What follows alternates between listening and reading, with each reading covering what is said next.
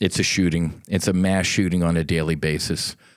This should be a national priority immediately. I have a 100-day reminder on my calendar for the administration. Haven't seen any movement out of RFK on rescheduling Ibogaine like he said he would do it. Haven't seen Doug Collins, the VA secretary, get out of his coat and tie and cubicle in D.C. and throw on some yoga pants, boots, and a hoodie to go hold space and sit in ceremony with veterans and see firsthand this healing. I haven't seen any of this stuff. A lot of these Republicans talked a big game, running, and now I'm waiting.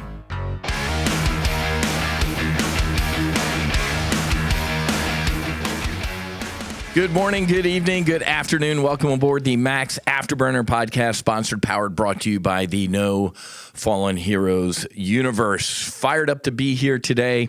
Have a lot to talk about. We'll cover briefly. Well, since the last time we talked, we gotta cover something, and then we're gonna move on. So last podcast, I had opened by debriefing the helicopter crash up in New York City that claimed the lives of a beautiful family from Spain. And then literally got done a Fox News hit that morning, and my daughter Keely texted me, "Hey Dad, plane just crashed right next to school. See the smoke." Came into the podcast studio and kind of debriefed what I knew initially about the plane crash here in Boca. And then as the day went on, it got absolutely worse. So we ended up knowing the folks, the family in that mishap. Absolutely, it's a horror for the Stark family. So Keely and Brooke cheered together at the Boca Hurricanes. And so it was Brooke, her dad, and her granddad in his Cessna 310 flying up to FSU. She just got accepted to FSU. Brooke, incredible student, honor society, cheerleader, just literally an all-American girl. And they were going up to visit FSU. And man, as the day went on, saw some horrible videos. So cell phones, the proliferation of cell phones can be good, and it can be a horror. And thankfully, some of the videos that I saw have been removed. And I'm not going to detail what I saw in the videos. It's not even... But as the day went on, I got to see more videos. There was an aircraft at the hold short in Boca. Guy sitting in the cockpit, taking his cell phone footage of them trying to land. And you can see in the video, folks, the rudder is hard over to the left. The rudder controls left or right. Right? Elevator up and down. Elevator left and right. It was hard over, like a barn door. I was blown away that they didn't crash. If that rudder was hard over immediately after takeoff, which it sounds like it was, I'm blown away that they survived 11 minutes. Just unbelievable flying skills to keep that plane in the air and try and land it safely. And I think I shared this last time. If not, I'm just going to share it again. When I flew single-seat F-18s for 15-ish years. If I had an emergency, I was like, all right, well, it's me. Nobody's going to give a shit. And I think I said that, and my wife and kids kind of looked at me like, I'm like, well, okay, I get that. But what I'm saying is anytime, I have family in an aircraft with me, or the L-39, if something's happening, my give a shit meter is on 1 infinity %. So looking at that multiple videos of the plane crash, I saw, because the dad and the granddad, I I mean, they've been flying for decades. These weren't inexperienced aviators, and they gave it their all. I went through the checklist for the Cessna 310 hard over, rudder issue, and man, it would have been a challenge for me. And I have thousands of hours in tactical fighter aviation and commercial aviation. I've flown a lot of airplanes, close to 4 decades in aviation. I would have had my hands full. I'm convinced they were battling that airplane to save Brooke. And, a lot of the moms went over to sit with Amy. And I mean, it's an absolute horror. But let me share this with you that there is no such thing as death. We transition into infinite love, light, energy, and oneness, Christ consciousness.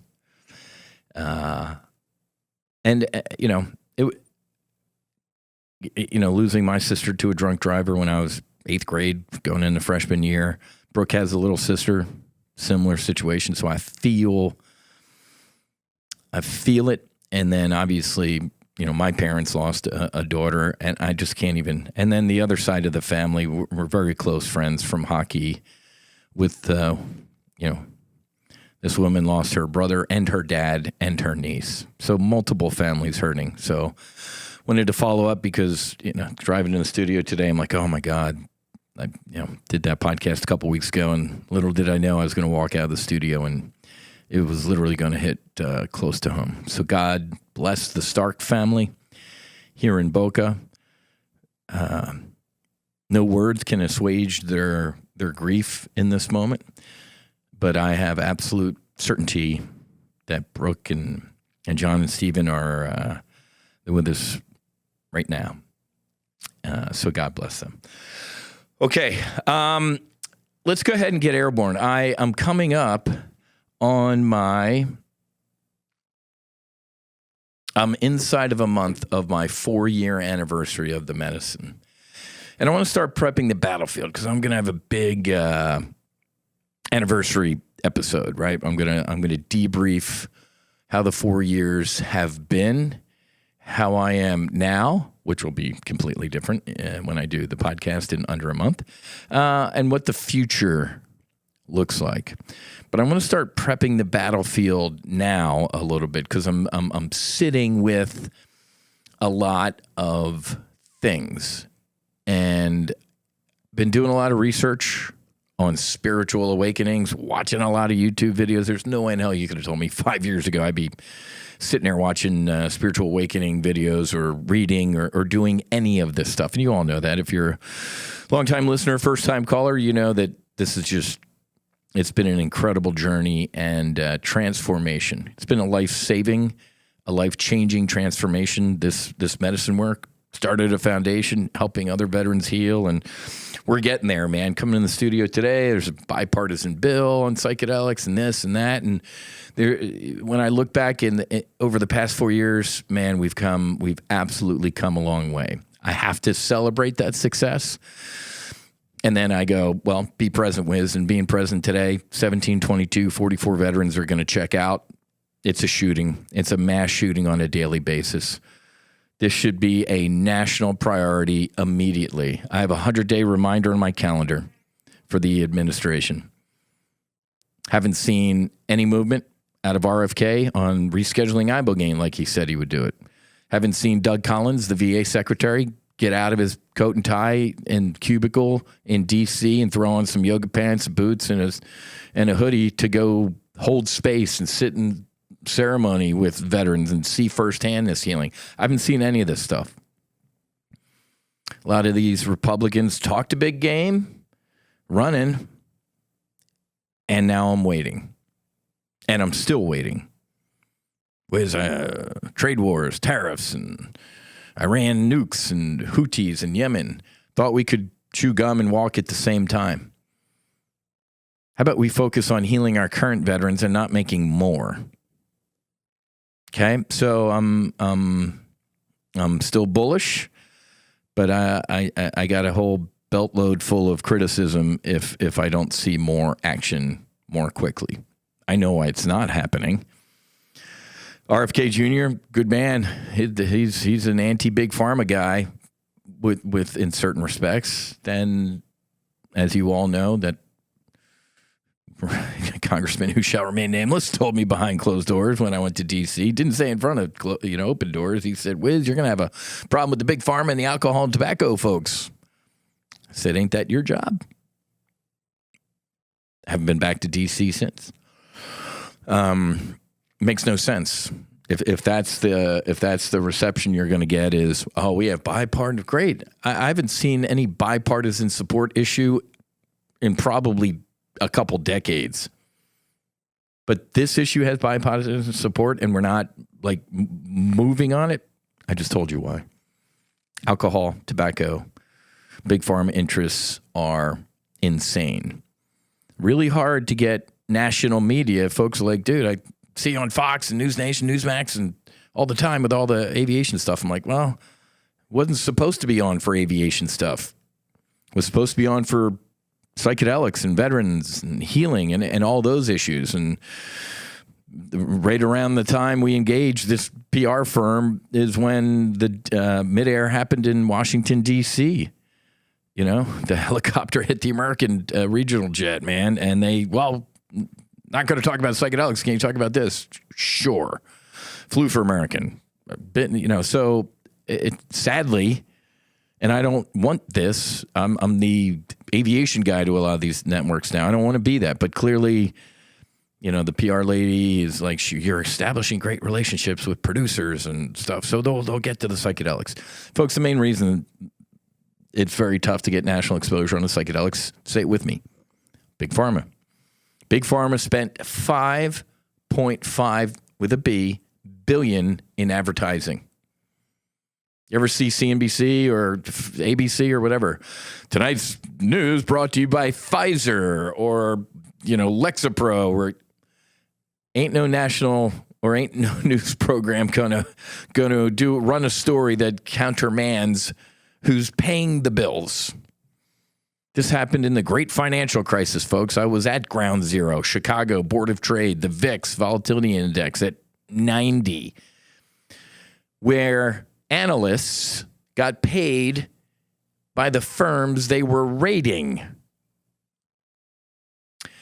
Hi, I'm the analyst for Whiz Corporation. Whiz, can you meet me for dinner? Yeah. Oh, by the way, here's a big briefcase full of cash, analyst who's going to rate my company. I'm going to leave this here and hit the bathroom. Okay, that's great, Whiz. That's how it worked, folks. You want to know why the global financial crisis happened? Rating agencies were in bed with the companies they were rating.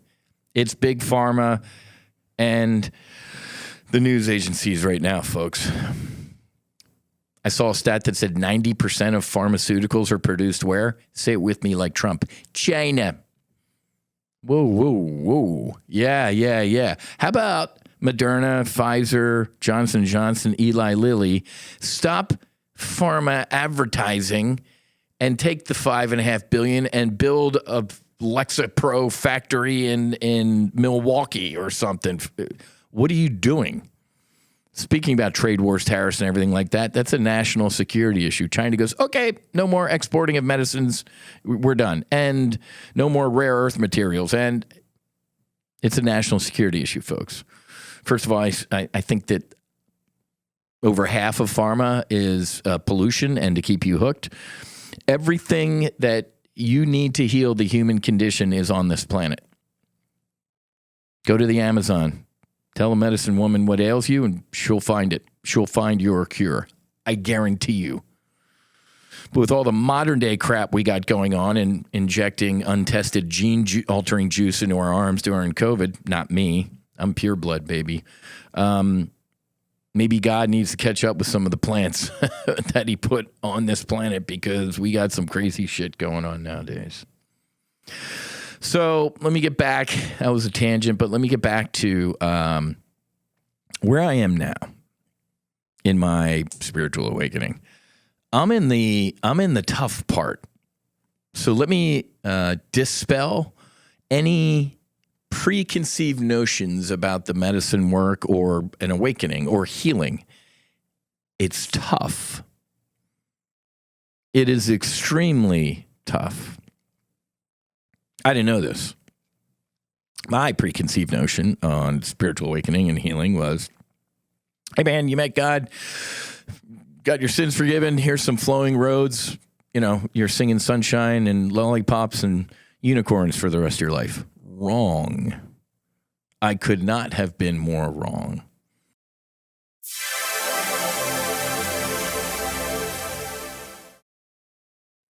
I've done some challenging shit in my life, man. Remember becoming a naval aviator for the first time. Was it when you got your wings of gold? No. Was it when? No. The day I truly became a naval aviator was in the middle of the Pacific on the Abraham Lincoln. Thousands of miles from any piece of land at all. Meaning, when I got airborne that night, the only place I was going was back to that boat or ejecting into the Pacific. It was as dark as the inside of a basketball, man. I went out and did a night mission and came home and low on fuel, thousands of miles from anything, and landed aboard a boat at night. That was fucking challenging, man. That's when I became a naval aviator. So that was a walk in the park. That was pleasurable. That was fun compared to this spiritual awakening. And I'm gonna wrap this up. I'll probably do a longer one for my 4-year anniversary of the medicine debrief. But prepping the battlefield now. An awakening means this. First of all, you're stripping away gunk, layers, filth, alcohol, depression, regret, trauma, pain. You're stripping away everything that isn't you. And everything that shouldn't be or isn't serving you. Okay, so all the things that you used to do that may have resonated with you, going out, drinking, relationships, whatever behaviors, do not resonate with you anymore. You see things for as they truly are. Okay, so an awakening is literally that, man. You're coming with a new, clean set of eyeballs and feelings. And everything from your past doesn't resonate with you anymore. It's a loss. It can feel like loss. I felt like that. Trust me, losing all the crap that I just rattled off is a good thing, but it's loss. I've been used to that for a very long time. It was ingrained in me. Habits. When you start shedding the things like a snake sheds its skin in order to grow, it can feel lost. You can feel alone. But you have to trust this process. And I'm going to say this as well, not in a threatening way, but it's the truth. There's no going back. This is a one-way door. Love the movie The Matrix. Absolutely love The Matrix. Neo. There's a character, he was from The Sopranos, right? And Eddie and the Cruisers. That's how old I am. Ever watch the movie Eddie and the Cruisers? Great movie. He was Cypher. Cypher means, I think, nothing, right? But his name was Cypher in The Matrix. He was the bad guy. Why? Because they pulled him out of the Matrix. He saw the real world as it truly was, and sold himself out. Man, he went to the Agent Smith or the computers or AI and said, "Put me back in." Famous thing of him eating this piece of steak and some red wine. He's like, I know this doesn't exist. I know it's not real, but it is to me. Put me back. And I don't want to remember anything. Famous scene in The Matrix. I would be lying to you if at various times during my spiritual awakening, I did not, I felt what that guy was saying. But it's too late. I can't go back to the matrix. This is a one-way door.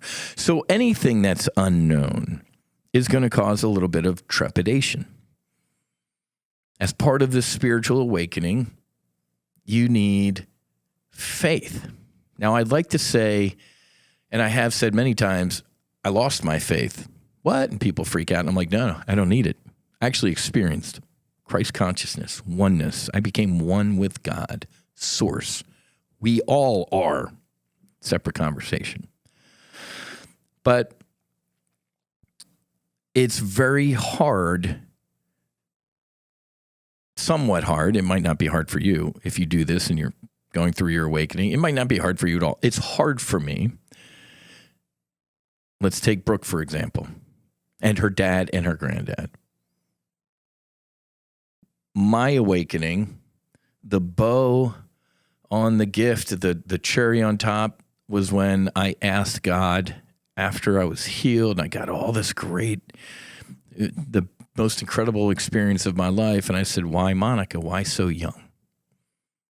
That's my final question, God. Thanks for all this cool stuff, but can you tell me? And he said, I know. Trust me. And in that moment, I felt it. I felt infinite love, belief, not faith, belief. I felt what he said. And he didn't say it, no mouth, it was just words. I know, son, trust me. But I got my weak moments, man. After leaving this podcast studio and finding out who was on the plane in 17. My sister Monica was 19. My daughter Keely is the same age. They're friends. I had a rough week. Clearly not as rough as the family, but this was my first death brush with transition. Well, no, I'm going to stick with death because that's how I reacted. I had my why moments. I had a tough week. Again, not as tough as the family, but this was very tough for me. I had some weak moments asking why, doubting. About a week. But this is also the reason, ladies and gentlemen, you've heard me, hopefully you've been listening for years, you've heard me say for years, this is work. The medicine, a spiritual awakening, healing is work.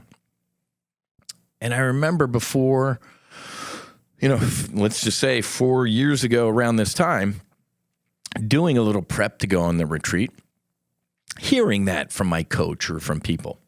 Well, Whiz, you got to put in the work. I'm like, okay, whatever, dude. I landed on a boat in the middle of the Pacific. You want to talk about work? You got to put in the work. Do the work. Do the work. Do the work. I'm like, whatever. You people are weak. Man, I was wrong. You have to put in the work. So as I reflected on these deaths, and my ego started to flare back up a little bit. I personally, folks, don't believe in a devil. Is there evil? Yeah. Separation. Believing you are separate from God. I personally, folks, I do not believe that God was so bored that he said, you know what? I'm bored.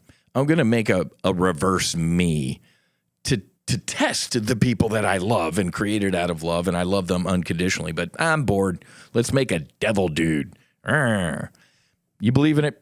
Knock yourself out. Trust me, I was raised as a Catholic to say I'm going to burn in, my skin's going to melt off my body in eternity if I do these certain things. Really nice thing to say to a kid. It's not the God that I experienced. Okay, so I don't believe. Why am I on this little tangent? Because ego, in my opinion, is what some of you might call the devil. Putting up that wall, having that type of doubt or falling back into whatever. That, to me, you want to label it? That's what I would call the devil. The devil is ego.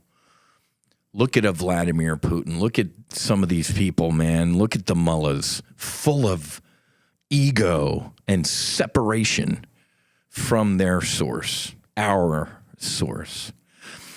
Let me say this briefly. I forgot this is on my list to talk about. The Pope passed away. He transitioned into infinite love, light, and energy. Any death, John Donne had this quote. He said, any man's death minimizes me because I am of mankind. Having said that, absolutely not a fan of this Pope. Not a big fan of many of the Jesuits. I'm a recovering Catholic. You know my story. Catholic grade schools, Irish Catholic from South Philly, South Jersey, altar boy, St. Augustine Prep, all boys high school. Thanks, Mom and Dad. Right? Catholic to the core type of thing. Could not stand this Pope. I'm not going to talk about all his positions. I'm going to talk about the only one that I care about. Abortion.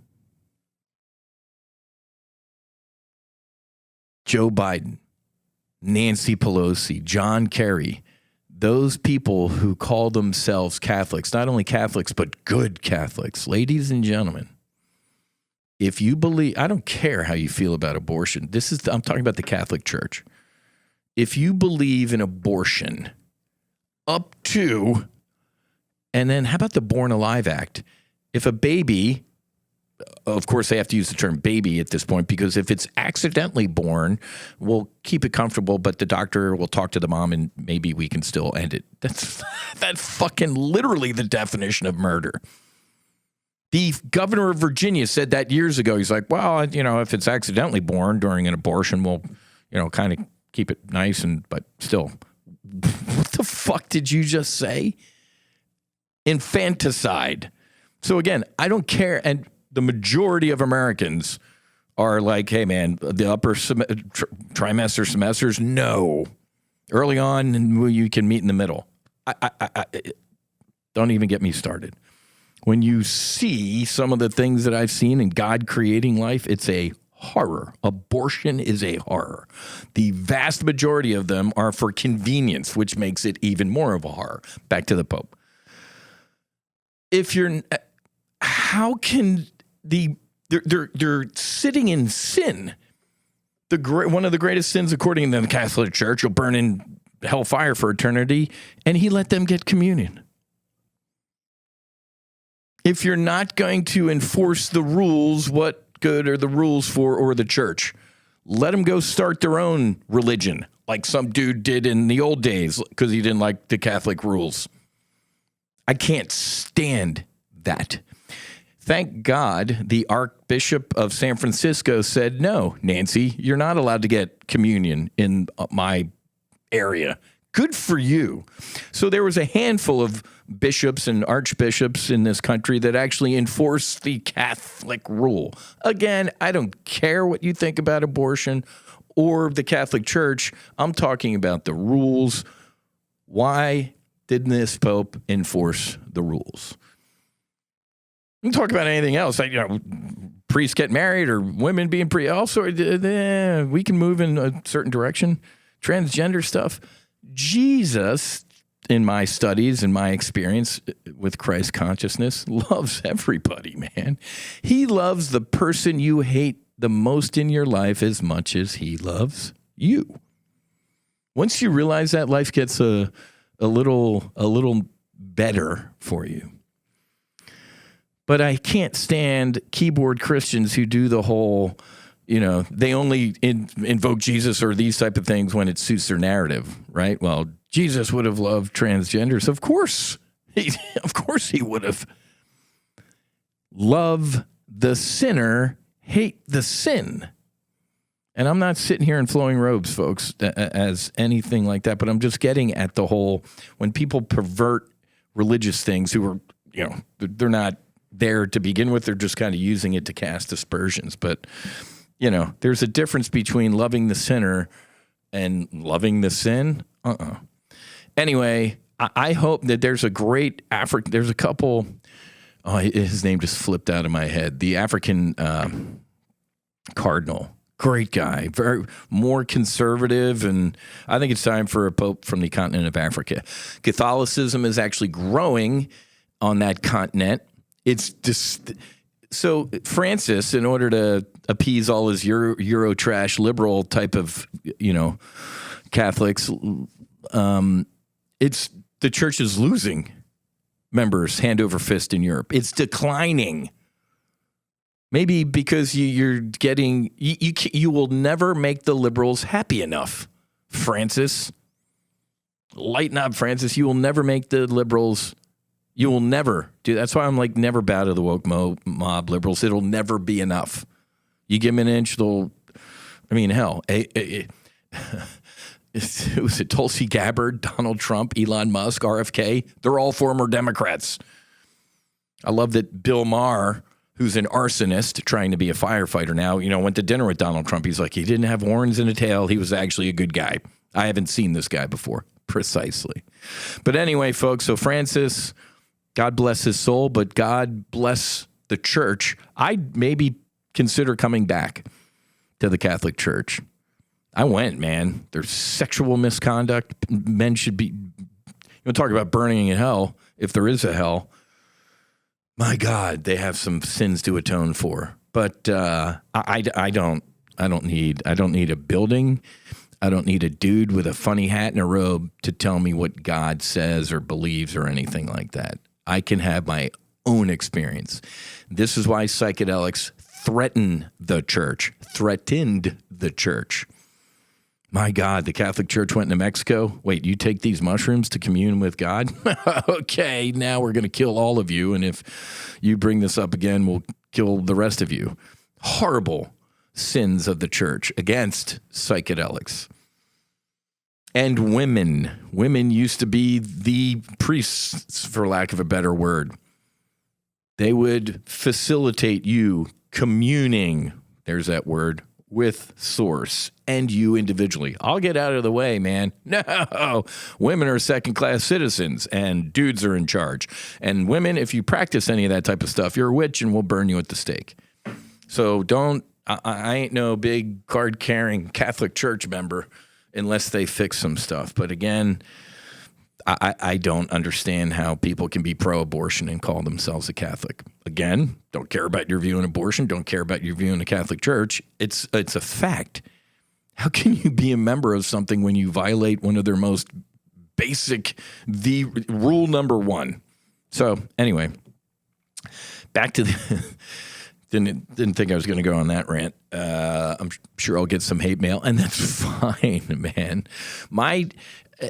Let me remind people, if you're triggered by anything that I say, it's your fault. Your triggers are your responsibility. If something triggers you, I invite you to look within yourself to see why. I've gotten better about that. Somebody trigger me, and I go into attack mode, man. That guy died. Nothing real can be threatened. Nothing unreal exists. Herein lies the peace of God. So if you feel threatened or attacked, that's on you. That's a lot of work to do. But folks, the science nowadays is insane. When you see these 4D sonograms of a child, I get it in the 70s, man. You didn't know what this thing looked like, and all the technology just wasn't there. My God. A child. With the technology today, have you seen and again, trigger away here, the neutron microscope, whatever the hell, the powerful microscope, when a sperm hits an egg, there is a blinding flash of light.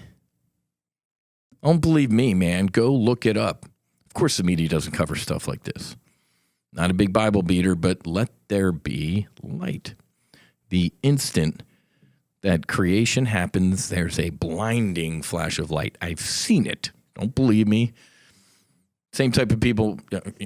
We never landed on the moon. I mean, just are some people that are nuts. Back to the spiritual awakening. It's tough. It can feel heavy at times. But God, the universe, source, divine, creation, truth. Truth is neither happy nor sad. It just is. Okay? So God is stripping away all the things that got you to this awakening and being raw. This awakening isn't supposed to be beating you down. And I felt that way, man. I felt beat down. Don't want to do anything. Don't want to go out and meet people, or like I've been like a recluse at different times. Wondering, doubting, my God, have you abandoned me? Not on the cross, man, but just kind of wondering why. Why am I feeling this way? Why am I going through this? This is, 3.5 years after the medicine. Didn't always feel like this, folks. I had some bouts of this sprinkled throughout, but it was pretty, not like this. And it's interesting that close to 4 years on, I'm feeling this way. And I am truth, man. I will never hide bad that happens to me or, why? My job is to put the ladder down and provide truth. It ain't good or bad, like I just said. It just is. So my truth, if I can use that, I usually give people grief for using that. My truth, there's only truth. But here, for me, what I'm currently experiencing is a lot of heaviness.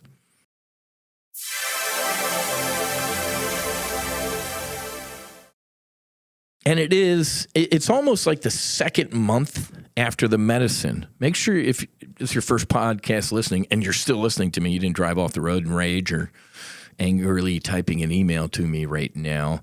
Make sure you listen to episode 7, MAX Afterburner episode 7. That's my first medicine debrief. That's Whiz raw.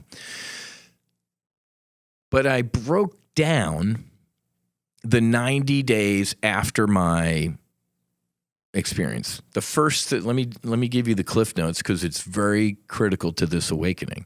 The first 30 days, they call it the pink cloud phase. Never seen, pink clouds during sunset or sunrise. I'm like, pink cloud? I mean, blue fluffy? No, the pink cloud phase. I'm in the yard hugging a tree and Susie's like, what are you doing? I'm like, look at the tree, man. It's perfect. It's beautiful. It gives us life. I mean, look at everything. You're wide open.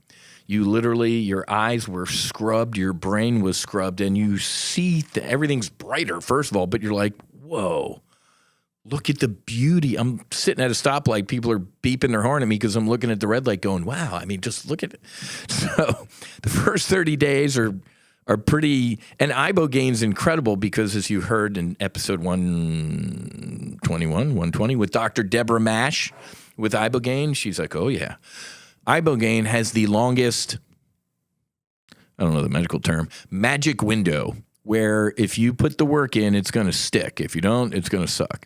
So ibogaine, I think psilocybin's a couple weeks. I think ibogaine's the longest. I mean, I think on paper it's like, whatever, a month. I'm like, it was 6 months, man. It's sometimes a year. First 30 days, pink cloud phase, everything's great. 30 to 60 sucked. Looking at my wife, my bride, get up, let's go. Everything's great. Well, yay for you. What do you mean? Let's go. I'm forgiven. Things are great. Everything's great. Let's go. So problems at home. Problems with the world. I'm pulling off the exit ramp of I-95 and there's a homeless guy with a sign. I'm him. You're him. We are all the same cosmic stardust.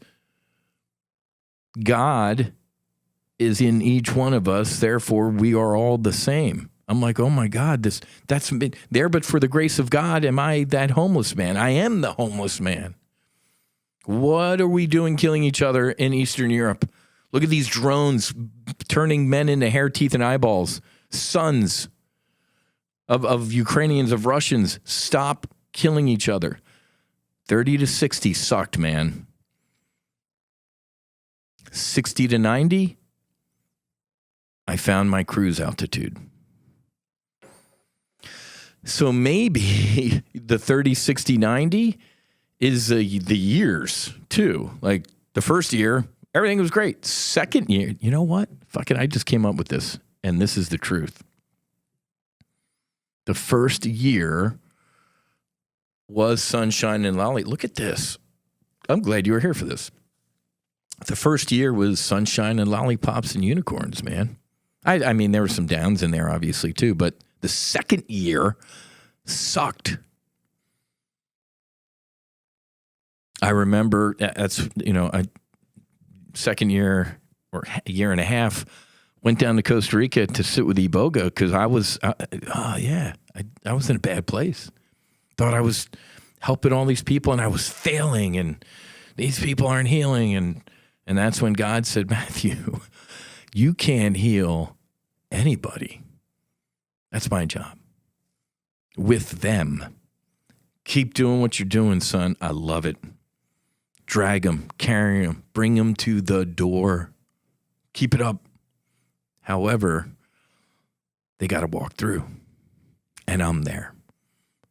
Whew, that was a weight, the weight of the world off my shoulders. I felt so good after that. I'm like, that.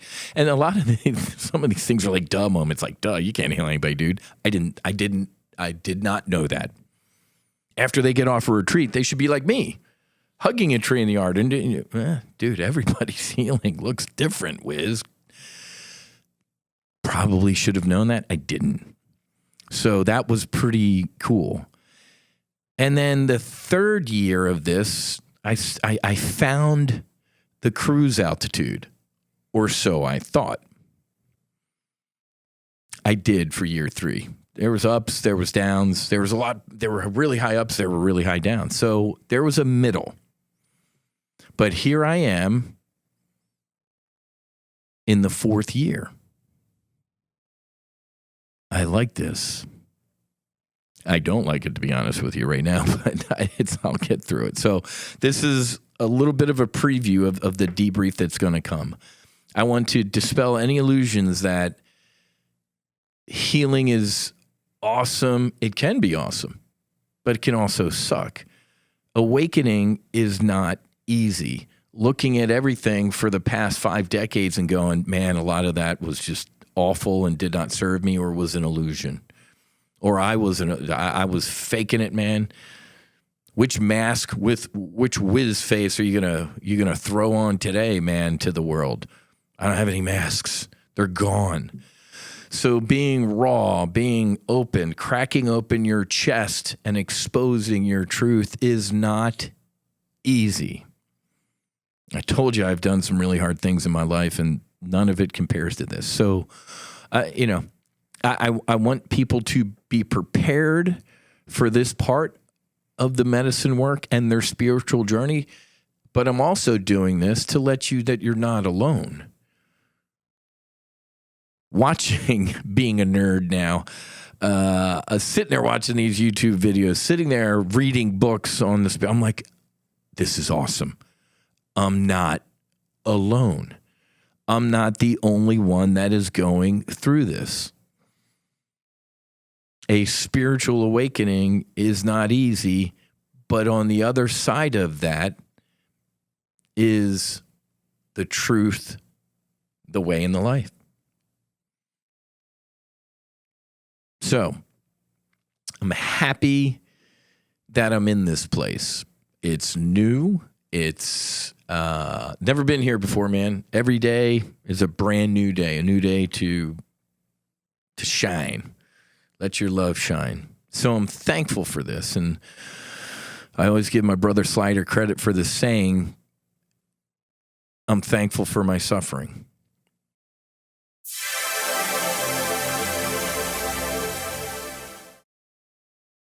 It brought me to who I am today and to this point. And I wouldn't trade it for anything because I wouldn't be me today. Doesn't mean I'm super happy about the suffering at various points in my life, but I get it. I get it. So a lot of work. I have a lot of work to do. The day that I stop working will be the best day of my life. It'll be that final breath and that transition. When? I have no idea. That God absolutely does. Brooke and her dad and granddad woke up that morning to fly up to FSU, and they did not know what was going to happen that day. Neither do you. It's passé, cliche, however you want to say it, to say this, but my God, live every day as if it were your last. I had dinner with K9 on the Abraham Lincoln.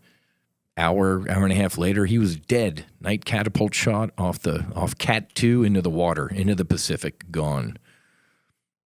Lost 16 buddies. Lost 4. Skate Rat. Found out about Skate Rat about 6 months ago. One of my students, F-18 students, became an LSO, did a great job in the fleet. Skate Rat checked out. So 4 suicides. 16 aviation mishaps. Boo Boo's anniversary. Boo Boo Beckon. I was an instructor pilot with Boo Boo in 101 and El Toro and Miramar. And then when I was in the Hunters in Fort Worth, he was in the Cowboys next door. Anniversary of his mishap was the other day. A lot of that stuff. And obviously personal challenges I faced in my life, from some child sexual abuse to my sister to adulthood battles with booze and other nefarious things that were actually less damaging than the booze. Isn't that a trip? But all of that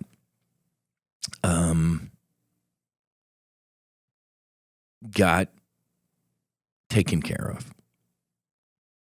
The price to pay for God saying, let me take all that stuff away. I got it.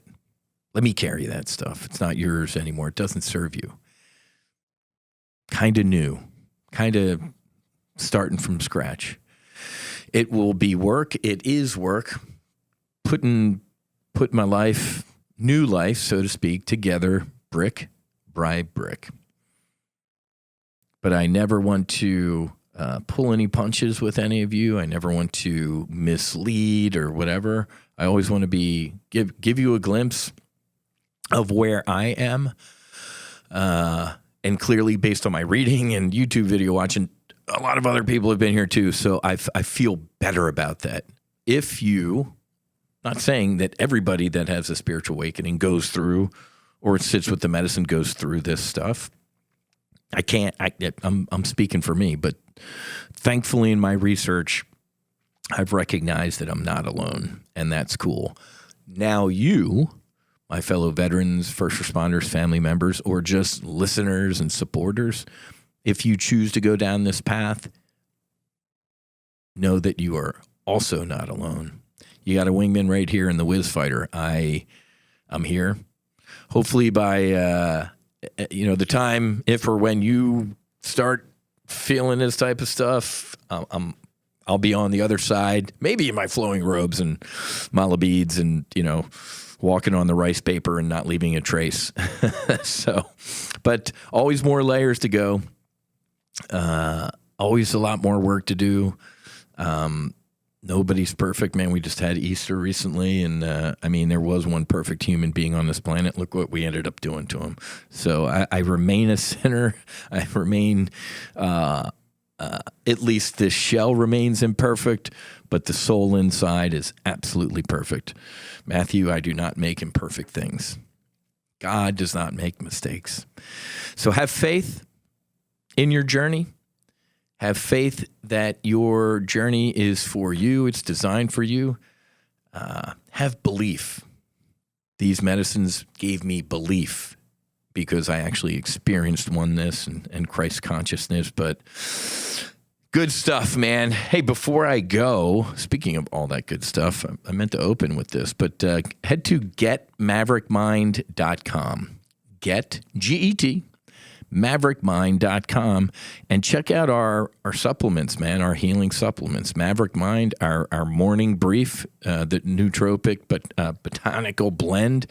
I take a Maverick Mind when I wake up in the morning and knock out my 20-minute meditation gratitude for waking up in a home with loved ones, running water. My God, thank you for all of that. I do that 5 days, and I take the weekends off. Sometimes I'll take a week off from my microdosing just to challenge the body. Remember, God's a smart pharmacologist. This ain't cocaine, or you can't keep hitting it, right? God says you keep hitting natural stuff, it doesn't work anymore, which is awesome. So don't do that. So you take the weekend off or take a week off every once in a while. And when you get back into it, you're like, oh yeah, awesome. And remember, let me remind people, every once in a while I get a text or an email from an airline buddy or a DM like, hey man, are these legal? Fuck yeah. Not challenging the feds at this point there is no psilocybin, which would be illegal, in any of these products. 100% legal, folks. You don't need psilocybin to get the same effects as some of the other mushrooms. So not that I want to give Uncle Sam any hints here, but let's just say, when they ordered a bunch of young men to go fight the yellow man on the other side of the planet, and they said, no, I love the yellow man. And the government said, well, that makes no sense. Why do you love somebody you haven't met? Well, I took these magic mushrooms. Okay, that's great. Those are now a felony, and here's your rifle. Go kill people you've never met. When they did that knee-jerk reaction, they didn't kind of look into all sorts of other mushrooms. There are literally thousands, Paul, I'm not going to pretend I'm Paul Stamets, but there are a lot of mushroom strains out there, folks, that you don't need psilocybin to get the benefits of psilocybin-like mushrooms. Clear? Good. Now, when Uncle Sam reschedules, psilocybin, maybe we'll make a new Maverick Mind line of healing products with some psilocybin, but you don't need the psilocybin, folks. It's a microdose. It's funny, when I talk to people like, oh my God, I'm scared to take one of these. What if I, jump off the roof? That's exactly what the government, you're awesome. The government loved people like you. It's a microdose, folks. It's subperceptual. What's subperceptual mean? You shouldn't feel anything. Like if you feel anything, I jokingly tell people the way I know I'm microdosing is if I'm on I-95 in South Florida at 3 p.m. Old Whiz would be on my roof with a high-powered rifle. New Whiz, I'm like, And in that moment I go, oh my God, I'm actually okay right now. Old Whiz would not have been okay, right? I'm bending the steering wheel like a pretzel. So you shouldn't know you're microdosing, folks. So it's so funny to see people's reaction like, oh my God, can I take this? I'm like, yeah. If you feel anything, it's not a microdose, right? But the most you'd ever feel was just a heightened sense of, things look. There was an article in the Wall Street Journal recently that talked about microdosing to be a better parent because it gives you a little bit of a childlike, I can kind of see what they're looking at type of thing. Wall Street Journal, folks. That wasn't Whiz. That was the Wall Street Journal being a better parent through microdosing. Or was it it was a national media publication. I forget. And then finally, before we wrap up here, night duty.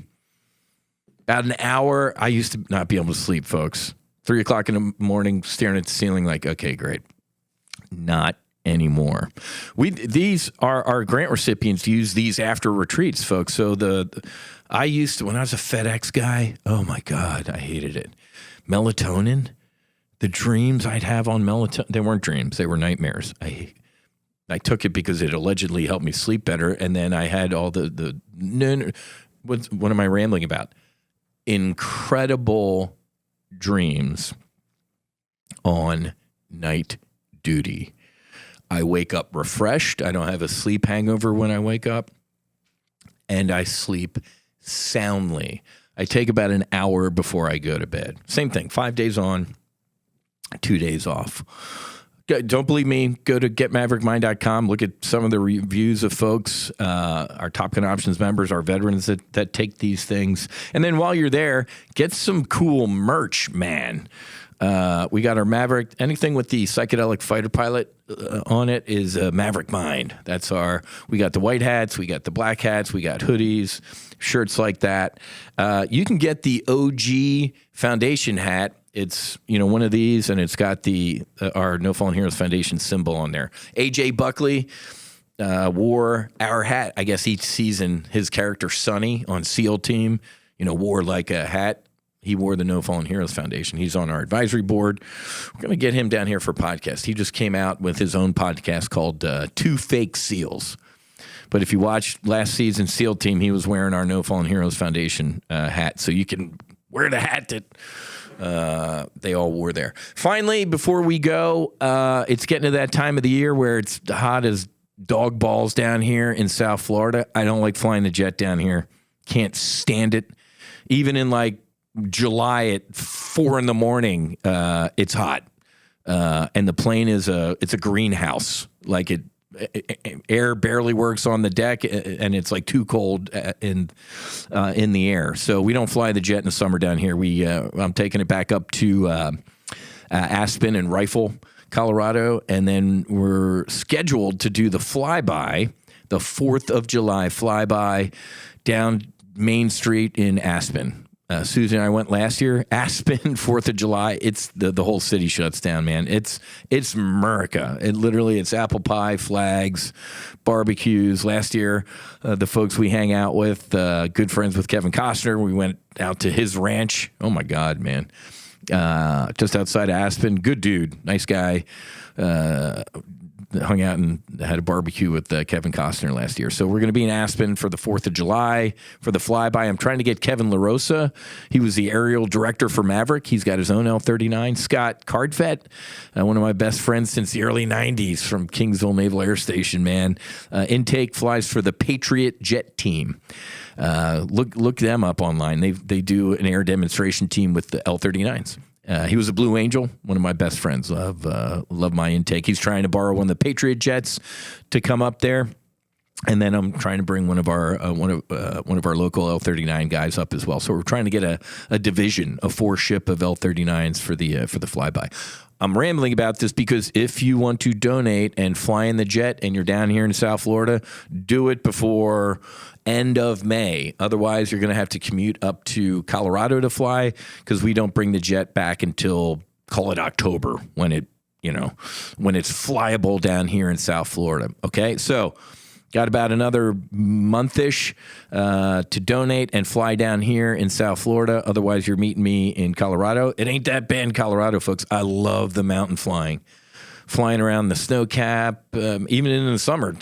There's snow up on some of those. So we can go fly around snow-capped mountains and then drop down to 10 feet and fly up a stream and do some boogieing, man. And you are supporting our veterans, first responders, and family members. Love me some Donald Trump, but the uncertainty in the markets and trade and businesses, a lot of folks are sitting on their hands, man. We're not getting, we're on fumes with the foundation. So if you want a once in a lifetime experience, I think I looked at ChatGPT and it said like 0.005% of humans have ever flown in a fighter jet. So you could join one of the most elite fraternity, sorority in human history. And guess what? And I really don't want to say this, it's going away. I think the F-47 that they just announced will probably be the last man fighter. I mean, even if we always want to have a human in the loop, Whiz. The F-35 right now, folks, I got buddies that fly. They're like, dude, I'm tech support. I'm a systems manager. You push, the jet does what it wants to do. Jam this, shoot that. You push a button, it auto lands on the aircraft carrier. So you fighter pilots, sadly, are knights of the round table. we're going to look back in history books and be like, wow, you remember those type of folks? So come join that fraternity. Head to nofallenheroes.com and click on Jet Flight and do it now before you don't have the chance, okay? Awesome. I appreciate if you stuck by this long, man. God bless you. But, again, if I didn't mean to trigger anybody, but your triggers are not my responsibility. You're going to get nothing but truth from me, and truth is either good nor bad. Truth is just truth. Okay, so really looking forward to the podcast where I do my 4-year anniversary. I'm going to clean up this whole spiritual journey thing, but it's been a heavy couple weeks, and I want people to know that just because you did the medicine, just because you have a spiritual awakening, it's not all sunshine and lollipops. But on the other side of that is... okay, the only way through it is through it, and I'm going through it right now. Okay, again, getmaverickmind.com. We send a portion of every sale of these over the fence into the foundation to help fund our healing grants, okay? Folks, have a great rest of your day. Go Cats, go Panthers, fights on, namaste, and basi basi. Whiz out.